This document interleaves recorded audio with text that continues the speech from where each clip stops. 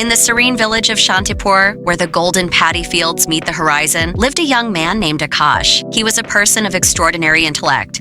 Whether it was solving a complex mathematical equation in seconds or fixing a mechanical tool that experts had given up on, Akash's mind worked with lightning speed.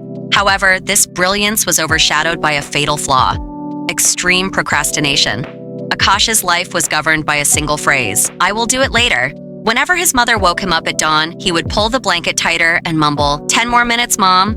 When his older brother Nibir asked for help with their family business, Akash would reply with a confident smile, "Don't worry, brother. I can finish that in an hour. I'll do it in the evening." He believed his talent made him immune to the rules of time.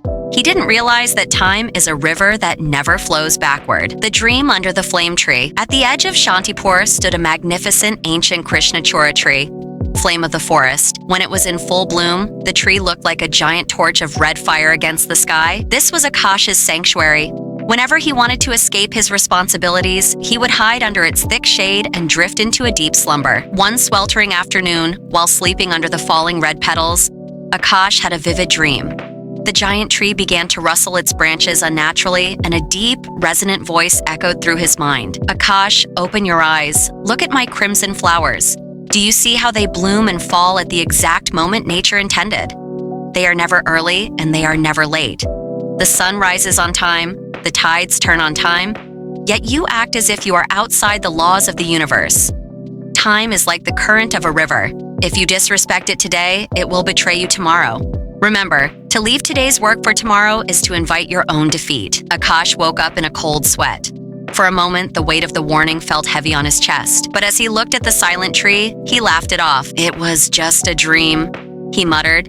"A talking tree? My imagination is getting too wild." He shook off the dust and returned to his habitual laziness. The first blow of failure. Months later, the day of the prestigious government civil service exam arrived. Akash had months to prepare, but he spent every night thinking, "I'll study the whole book tomorrow."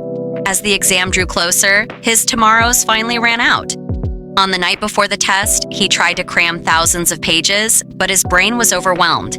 In the examination hall, the very talent he was so proud of failed him. He recognized the questions, but the details remained foggy. He couldn't finish the paper. When the results were published, Akash had failed miserably.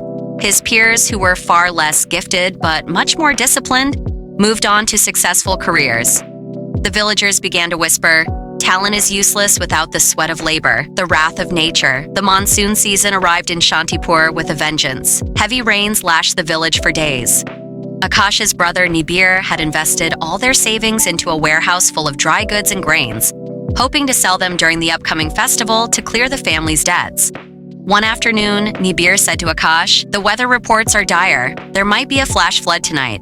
Can you move the stock from the ground floor to the upper shelves by evening? I have to go to the market for some urgent paperwork." Akash, lying on his bed, replied casually, "Sure, brother. It's only 4 p.m. I'll have it done by sunset." "Go ahead." But Akash got distracted. He started playing a game on his phone, then fell into a deep nap. When he finally woke up, it was pitch black outside. The sound of torrential rain was deafening. He rushed to the warehouse, but he was too late. The embankments had breached and waist-deep water had flooded the storage. All the grains were soaked and rotting. He tried to lift a few sacks, but the sheer volume of the damage was irreversible. Their family's livelihood was destroyed in a single night of negligence. The tears of regret.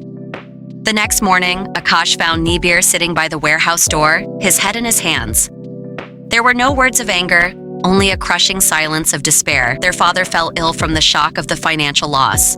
For the first time, Akash felt a piercing hatred for himself. He realized that his later had cost his family everything. He ran to the ancient Krishnachura tree, which was now stripped of many flowers by the storm. He hugged the rough bark and sobbed uncontrollably. "I'm sorry," he screamed.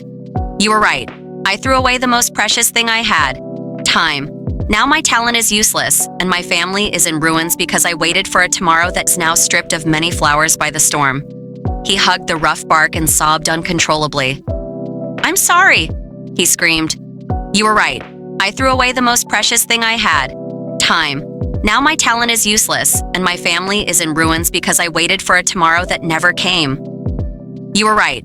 I threw away the most precious thing I had, time. Now my talent is useless, and my family is in ruins because I waited for a tomorrow that never came. The new dawn. That day marked the death of the old Akash. He deleted the word later from his vocabulary. He began waking up at 5 a.m. every day. Since they had lost their stock, he took to the fields himself, working side by side with the laborers. He used his mechanical skills to repair broken machinery in the village to earn extra income. He no longer waited for the perfect moment. He realized that the perfect moment is now. He studied for his exams again, but this time he followed a strict daily routine. 2 years later, the face of Shantipur had changed. Akash's hard work had not only restored his family's wealth, but he also secured a high-ranking government position. Conclusion. Today, Akash still visits the Krishna Chura tree, but not to sleep. He sits there to mentor the youth of the village. He tells them the story of a boy who thought he was smarter than time itself until time taught him a lesson he would never forget. The story of Akash reminds us that time is a ruthless teacher. To those who ignore it, it brings regret. But to those who embrace it, it brings the world to their feet. Don't wait for tomorrow. The red flowers of your life are blooming right now.